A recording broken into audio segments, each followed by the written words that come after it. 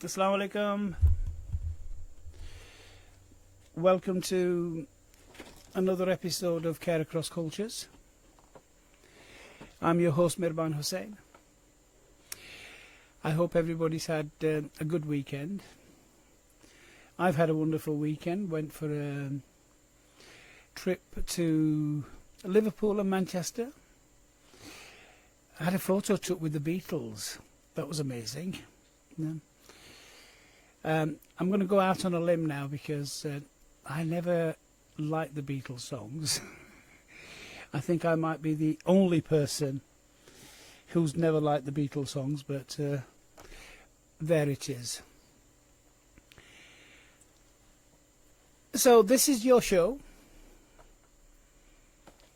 and thank you for tuning in and listening every week. This is where we dive into real stories, the real stories behind healthcare, the moments when medical care intersects with diverse lives and communities. I have an amazing guest today. My guest is Dr Louise Merriman, who I will introduce in a moment. Dr Merriman started off as a GP for 30 years, but now she's doing something even more fantastic and amazing. She is now the primary care clinical lead at South Yorkshire Integrated Care Board. We'll talk about what that actually means and what the South Yorkshire ICB actually is.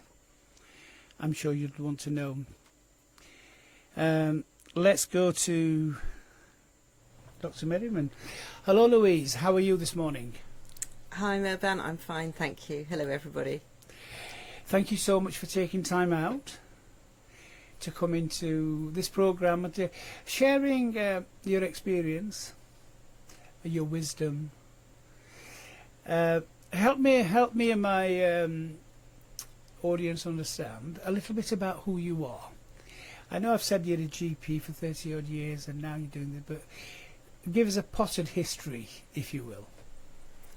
So as you say, my day job, as it were, for many years was a GP, which I loved, and I'd always taken a special interest in people who had been touched by cancer, and also palliative care issues, and then more latterly got involved as a lead for cancer pathways, and now I work for the Cancer Alliance, which is sort of the delivery arm of the cancer agenda for the ICB, looking at the front end of the pathway mainly, working between primary and secondary care, and looking at that interface between people and their first contact with a health professional. Thank you so much for that. So, I've got some questions for you. I always have questions, but let's start off with, what are the core cancer concerns at the current moment in terms of, and what I'm trying to get at is what are the sort of, there are sort of common cancers, but what are some of the issues around that? Okay, so I guess our main issue is that we know if we detect cancer earlier, then people have a much better chance of surviving their cancer. So we want to improve survival rate. We live in a country where the population is growing and it's also aging. We've become incredibly successful in medicine in terms of people with their heart attacks and their diabetes. So people aren't dying of the things they used to die of, they're getting older. So that's a success story. But cancer is a consequence of getting older.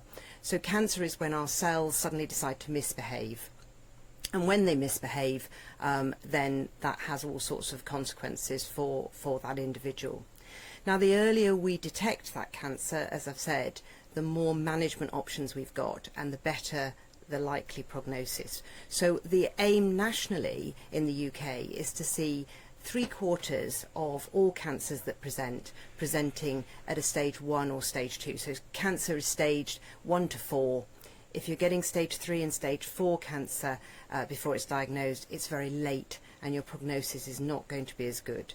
So that's probably our biggest problem, our biggest challenge. Thank you for that. I'm just going to ask you to explain some of those terminology that you've used in terms of we hear of diagnosis and most people understand what that is, but what's prognosis?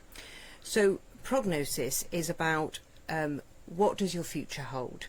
Going forward, people, they want to live as long as possible, but also I think we mustn't lose sight of the fact that that life has to have quality. So what we want is to be able to treat people with whatever they present with and ensure that going forward they have a long and healthy life ahead of them. Fantastic, thank you. You also said earlier that 3/4 of the cancers of the population.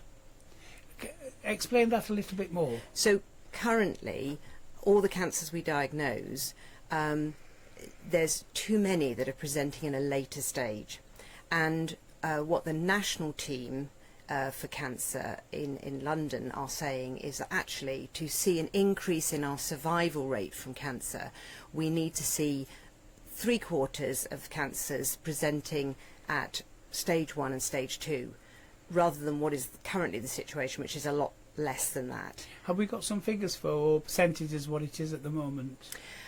So it varies according to the site of the cancer, and you know, also to a certain extent the area of the country and other risk factors, but generally we're seeing only half of cancers, maybe just over half in some specialties, presenting in stage 1 and stage 2. Now, a success story recently, particularly in South Yorkshire, has been the lung cancer screening, which already is seeing 75%, in fact the latest figures are 76% of Wow. cancers presenting in that stage 1 and stage 2. 65% have been stage 1, so that earliest stage. So that of course is improving the prognosis from lung cancer for all of those people. So it's a really important target. No, that's amazing, because I know the lung cancer that you talked about, and I've had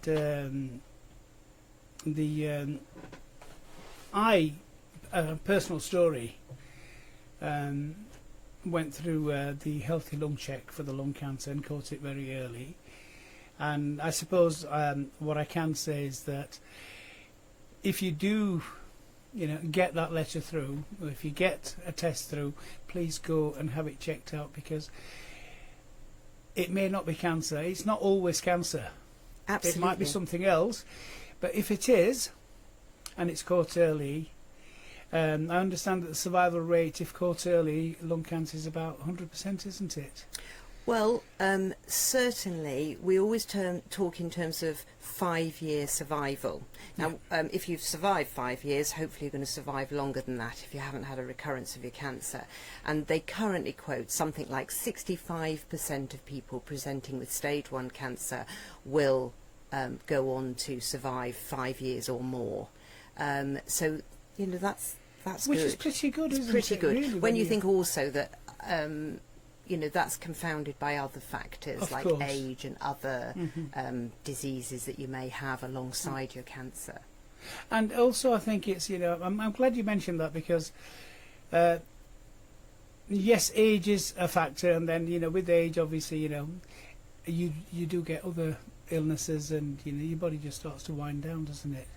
Absolutely. And so when we talk about the importance of a healthy lifestyle, not only is that because, you know, many cancers are preventable through living a healthier lifestyle, also if your underlying health is better at the point you're unlucky enough to be diagnosed with your cancer, you're much more likely to cope with the treatment that you're given and you know, survive better as a consequence of that. So underlying healthy living is really important. That's a really important thing to talk about, because so I know that when I am out and talking to various communities, and people say, well, I'm fine, there's nothing wrong with me, why should I go for this bowel cancer screening, or why should I go for this lung cancer? Shed some light on why they need to go. So screening is absolutely the opportunity to get cancers early. So the 3 big screening strategies in this country are around breast, bowel and cervical. And the whole idea about screening is it does pick up people when they have no symptoms. They are asymptomatic. Yes. So that person won't know they have cancer. Now, for the cervical screening, it's actually picking up something that we call pre-cancer. It's even picking it up earlier than early cancer. Okay. Whereas in breast screening and bowel screening, you're just aiming to pick up those very early cancers that are then going to respond very well to treatment. So, you know, screening has been vital in picking up these early asymptomatic cancers, and people certainly shouldn't assume just because they feel well that they shouldn't go for their screening invitations. And also, on top of that, if you're someone who has high risks for a particular tumour, then it is in that asymptomatic phase that you need to perhaps think about getting yourself checked. And so, although it's not a current screening strategy in the UK, prostate is a good example of that.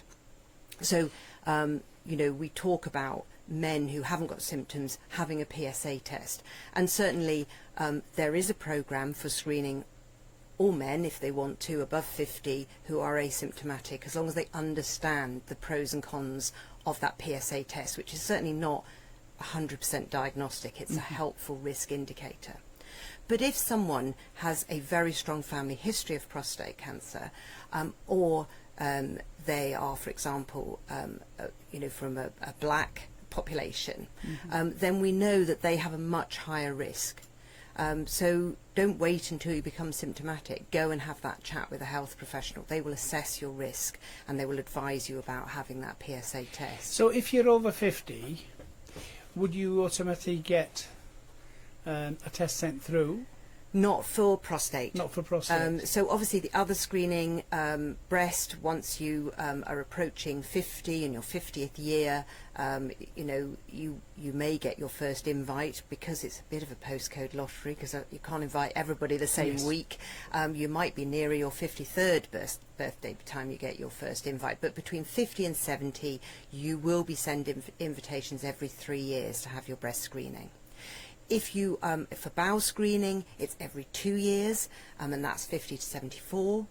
And if you're, for cervical screening, it's from age 24 and a half, very vital, 24 and a half, right, yeah. Through to 69. And the interval changes round about 49. Sorry, it's 24 to 64, and the interval changes. So initially it'll be 3 yearly, and then it will be 5 yearly. So when you get those invites, somebody somewhere has found you on a list. You are due, even if you've forgotten you're due, or it only seems like last year you had your screen. You know, it's genuine. Go and arrange to have that screening done. So you mentioned something else earlier. You said pre-cancer. I don't understand what pre-cancer is, and I'm sure that a lot of our listeners may not understand what pre-cancer is. So, as I said earlier, cancer is, you know, the cells in our body are constantly replacing themselves, okay? And there's a lot of activity in cells, and that's normal. But as we get older, our cells don't work as well, and they may not divide correctly. And sometimes that can be picked up as a pre-cancer. So before it would be deemed a cancer, it's a pre-cancer. Now, we know, and this is why the 24 and a half age has been chosen, in much younger women, we know there's a chance that that pre-cancer stage may actually just revert to normal with no interference or anything else. But in most women, that pre-cancer stage needs to be observed and treated to stop that progression on to cancer. So the prognosis in treating a pre-cancer situation is always going to be even better than treating an early cancer. Right. So that's you know, I've often been told that you're borderline diabetic. Is that similar? It's a similar thing. It's about identifying risk. So if you've got underlying risks, or you're in a pre-area, then you are then at higher risk. So borderline, it used to be called borderline diabetes. It now is called pre-diabetes, okay. and it's for the same reason.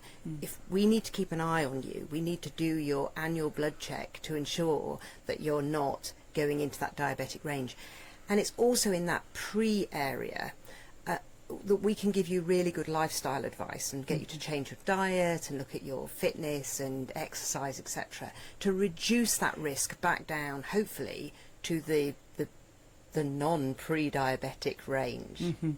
I'm just going to share some of that, what you've said, with my audience in a different language. Hanji, if you've just joined us, you are listening to Care Across Cultures on Link FM 96.7 with me, your host, Merban Hussain.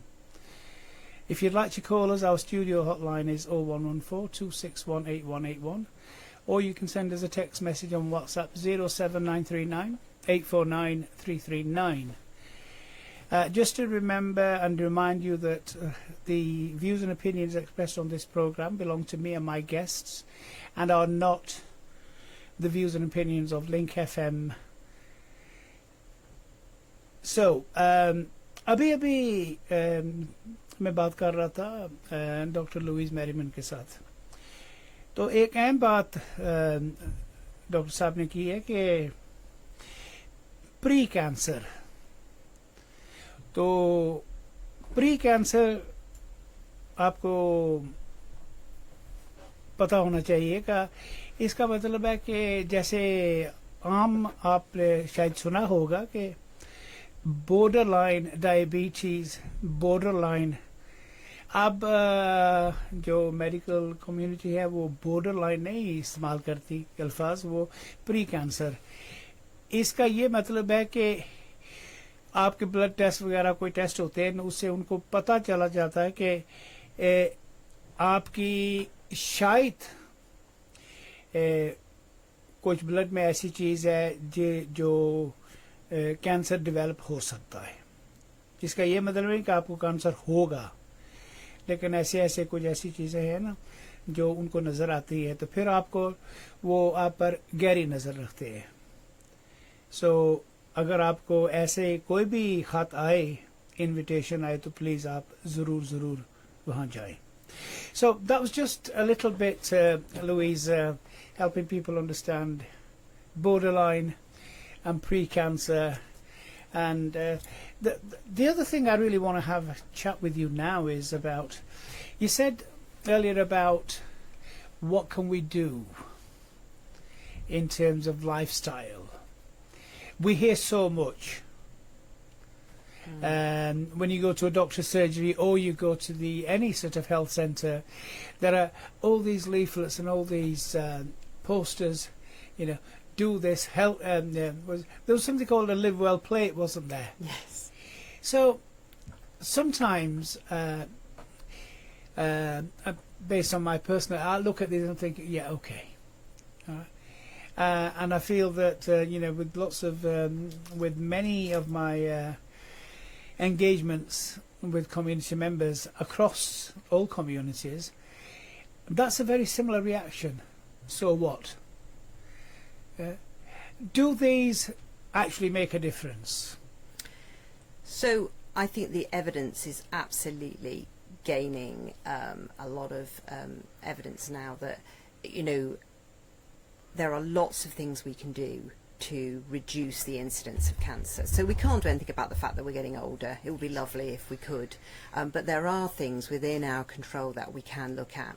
And I think what I'm about to say, I think you have to couch that in the fact that, we were talking before the show about the fact that you used to be a chef and I love food and cooking, and, life has to be enjoyable. Food often is about families and getting together and so much more than just about diet and content. But the evidence is there now that if we eat a nutritious diet, that, and there's lots and lots of stuff out there to help people with this, then not only will that reduce some cancers, both from the types of food that you eat, but also from the point of view of keeping at a healthy weight, because obesity is definitely linked to a lot of types of cancers. So we can keep ourselves safe from cancer, potentially. But also we know that these same diets will help us reduce the incidence of heart disease, high blood pressure, high cholesterol, all sorts of things, diabetes. So it's got to be a good news message that if we eat a nutritious diet and eat most things in moderation, I'm not suggesting that you become totally faddy and don't eat anything of a particular type, then that's got to be good news. Alongside that, we've known about smoking for years. Back in the 60s, it was seen as a social thing. Everybody did it, including your GP, probably while you were seeing them in the consultation. Whereas, then suddenly people realised how dangerous that was. So smoking cessation has been incredibly important in trying to reduce lung cancer risk. And, as the Roy Castle Foundation says, it's not just about you smoking yourself, it's about the risk you're exposing your friends and loved ones to. So alcohol, diet, generally weight, obesity, your overall fitness. There's lots of different things written about fitness and how that affects health and how that may affect cancer risk. Without doubt, we know that the healthier you are in your underlying health, then if you do then get a condition, whether that's cancer or something else, then the treatment you're given means you will do better with that treatment if your underlying fitness is better. And for example, if your cancer requires surgery, that may be significant surgery, as you know yourself.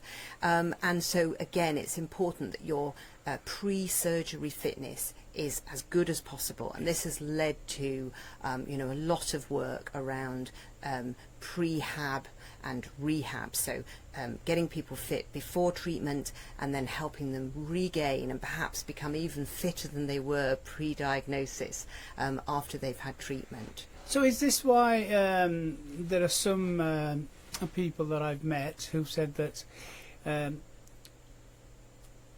doctors say that I need this operation, but they're not going to operate on me because of some health issues, especially older people, Absolutely. I think. Yeah. Well, I think there are. I mean, that's a massive question. So we'll see how far we get with it, because well, we've only got about a minute before yeah. we go into I mean, the, if people are old and frail, maybe the right thing to do is to realise that by cutting out something, you're putting them at more risk than you are doing good. That's a big topic and something that sometimes we're not very good at in medicine, to actually spot that the right thing to do is to do less because we want to do more. But yes, absolutely, if you're overweight, then there are lots of operations that surgeons will not want to do, because apart from anything else, it's a massive anaesthetic risk.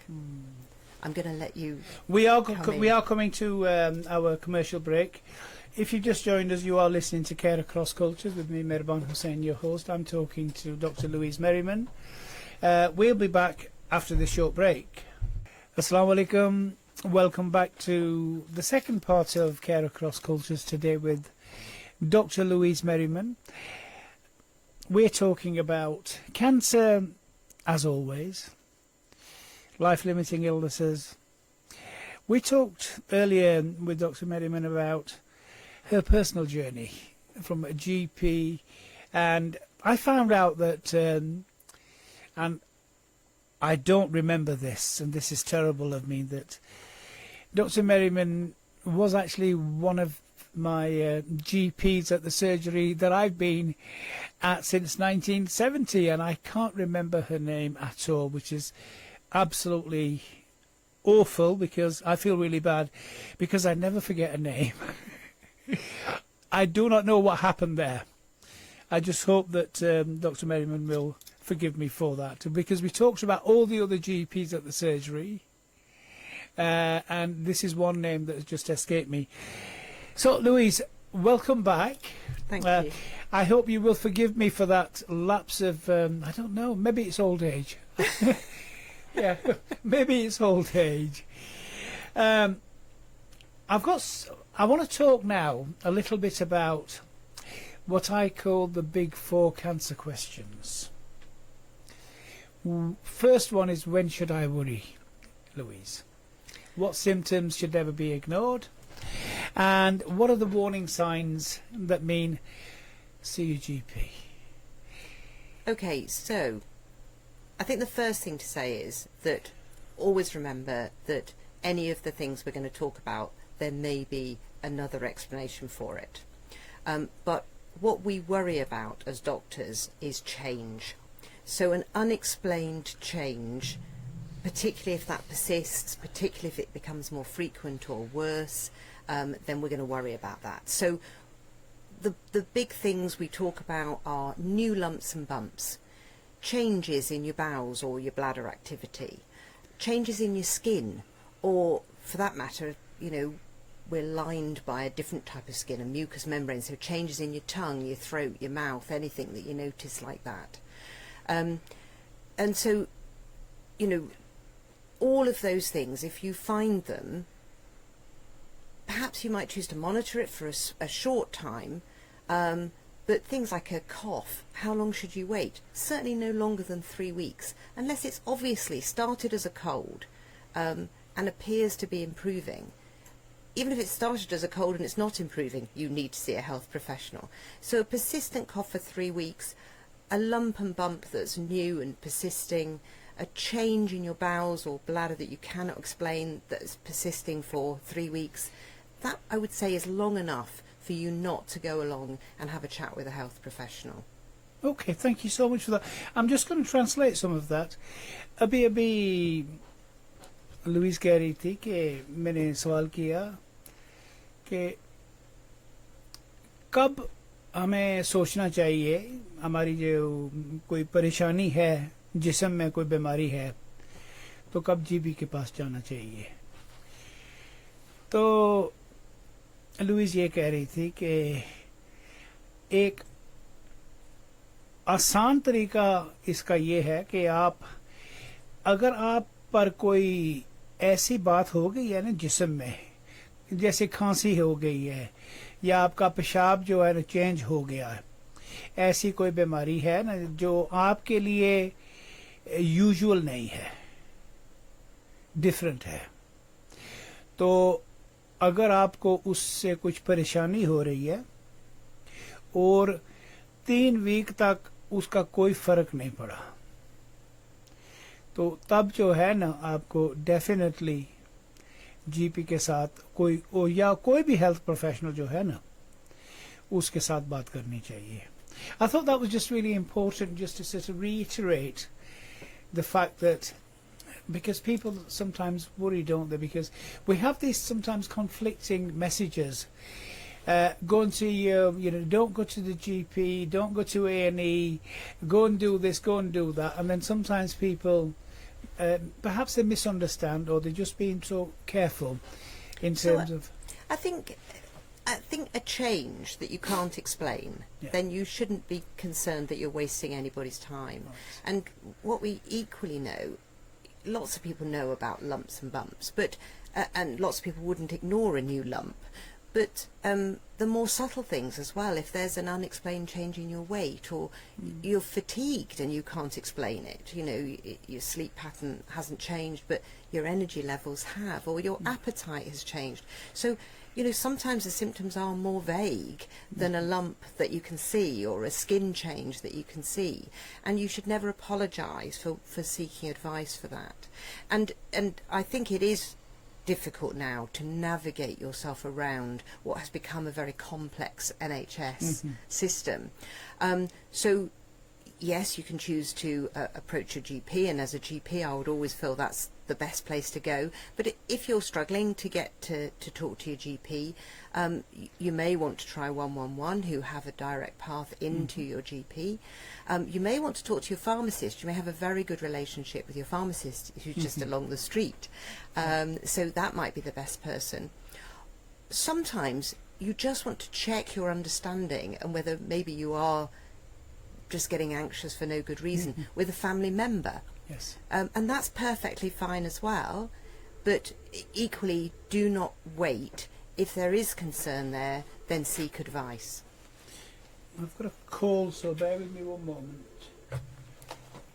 Hello? Walaikum salam.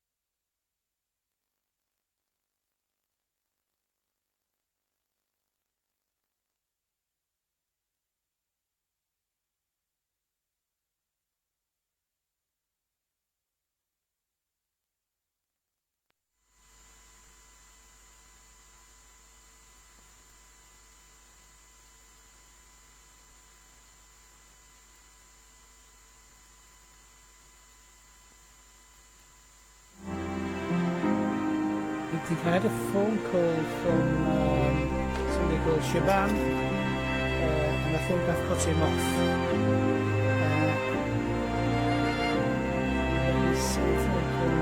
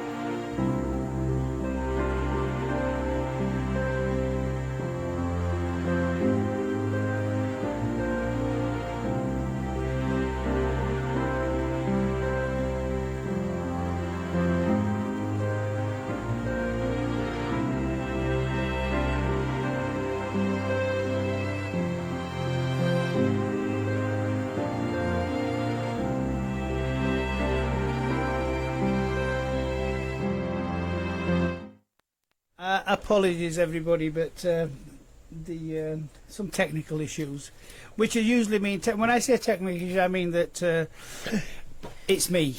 Okay, so I've had a phone call from a gentleman called Shaban, who wanted to say thank you for the programme today, and wanted to thank Dr. Merriman for sharing and helping to explain something in a very easy and simple way to understand.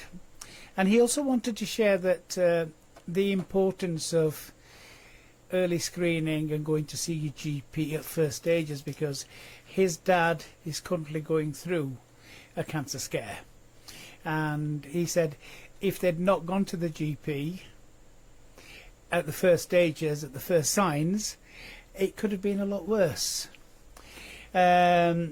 And he just wanted to reiterate the message that you've been talking about and that we've been mentioning. The other thing he wanted to ask me was that, what am I doing in terms of raising awareness throughout communities about cancer awareness? So there are a lot of things that I'm doing with the support of people like Dr. Merriman and South Yorkshire ICB, Rotherham Hospice and various other organisations. What we are doing is we're raising awareness, we're having events. This radio show is the biggest platform that we use. It reaches so many people. And I've always said this, and I'll say it again, if any organisation, especially in Rotherham, but South Yorkshire or regionally, if you want to come and have a chat with me, contact me at Rotherham Hospice, and we can look at co-productive and collaborative projects, programmes to raise awareness around cancer and life-limiting illnesses throughout our communities. So I'm sorry about that, because, you know, the telephone. Now, the second question I want to ask you, will they understand me? And there are two aspects to this question. One is clearly language, and the other is about linguistic ability as well, isn't it? So briefly, if you can talk about that, because I've got a few more questions and we've only got about 15 odd minutes. So the simple answer to this is that if there is going to be a language issue, then that really, if possible, needs to be flagged with the practice at the point you're making that contact.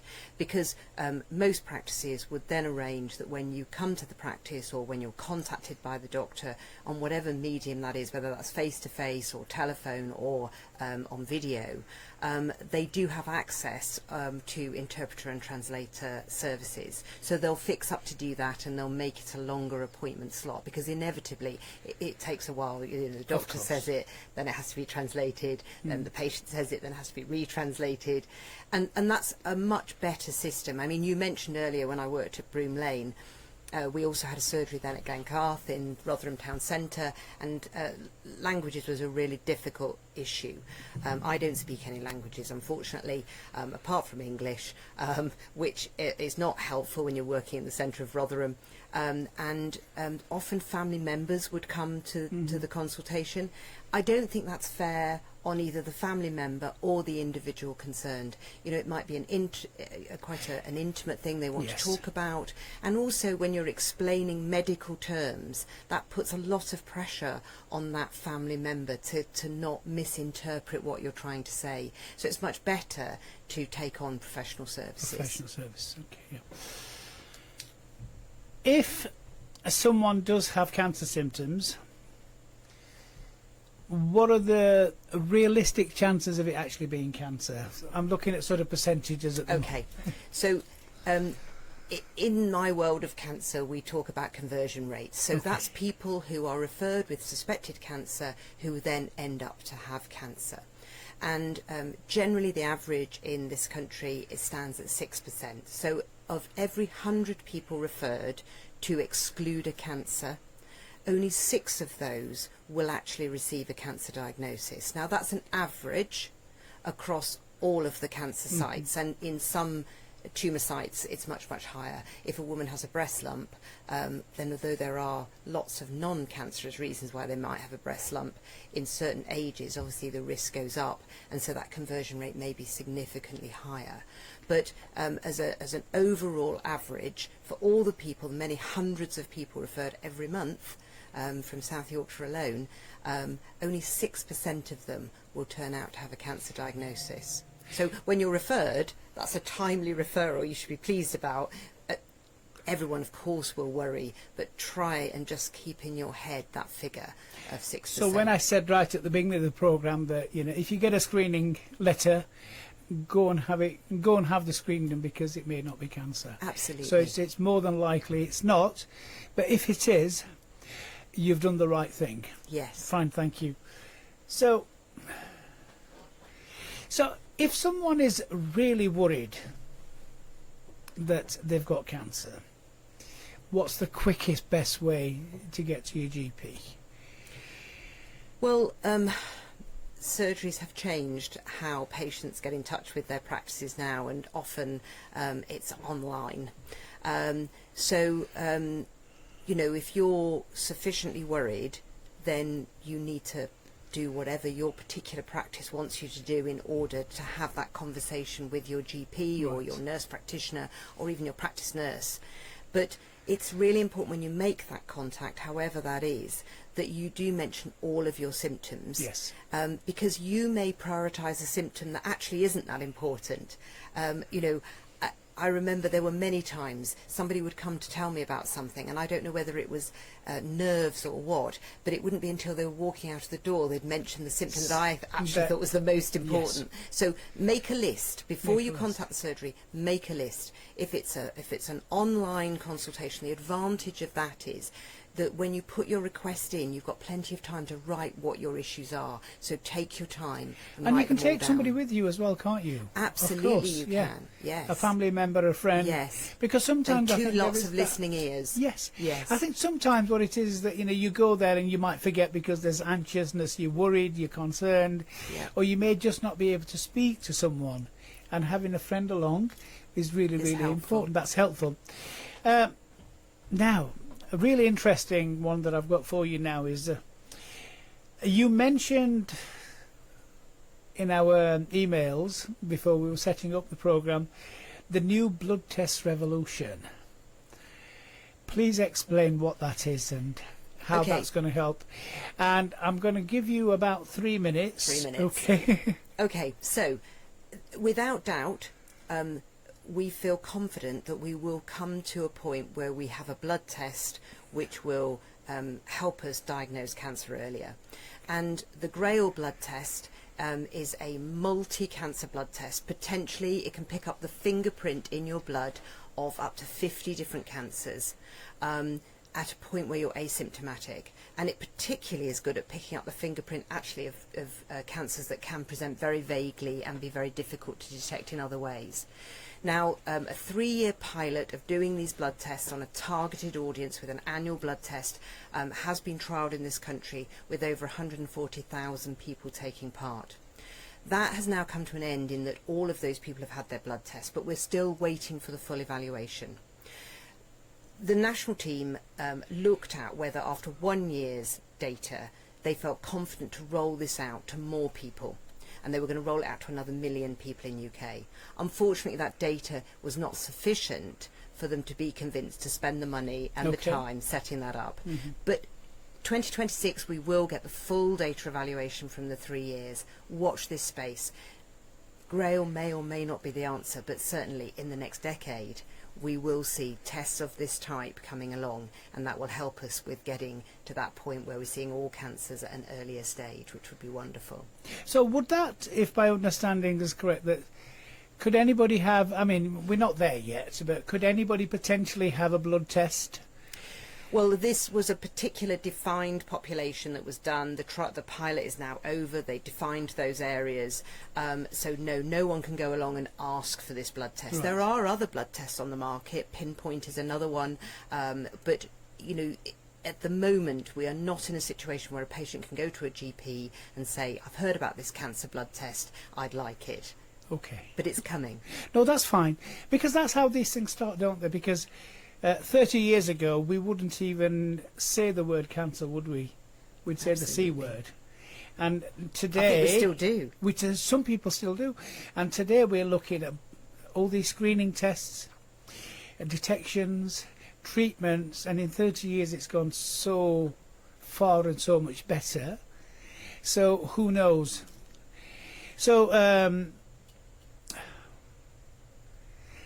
I want to talk about something called Shows Up, and this links into, there's a lot about digital support and help out there, isn't there? Everything seems to be digital these days. You can get apps on your smartphone, blood pressures, you get these smart watches that you can wear, and your heart rate and your pulse, and all of these wonderful things. So help me understand what Shows Up is and why you're doing it, and I'm going to give you 3 minutes. Okay. Very briefly. Okay. Shows Up is a South Yorkshire partnership strategy to get over exactly what you said earlier about people just talk about the C word, or people don't think it's anything to do with them, or people would rather not think about it. What we want to do is we want to bring cancer into the limelight. So Shows Up is a campaign that's now in its 2nd year, a strategy that's now in its 2nd year.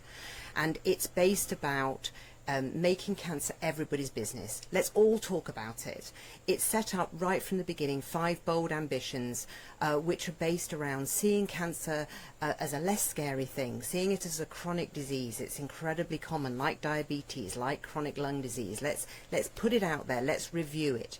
Let's work on prevention. Let's lessen the gap between the most and the least deprived. Let's get it early. Let's improve survival.